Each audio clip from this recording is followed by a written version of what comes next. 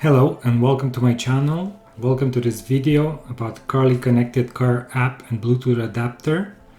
This scan was done on a BMW 2007 328xi, and it's a complete scan of the car with the errors coming up. You'll see the errors, the information about the errors, how to clear them, and also some live data that the Carly app enables you to do to look at the car, specific parameters of the car. And at the end you'll also look at the complete used car check, which is an option of Carly.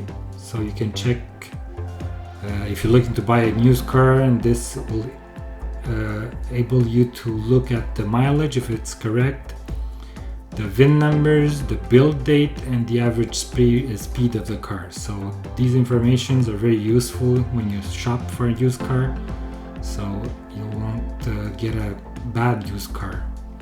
So I hope you enjoyed the video. Comment if you like, and subscribe and come back for more. Enjoy!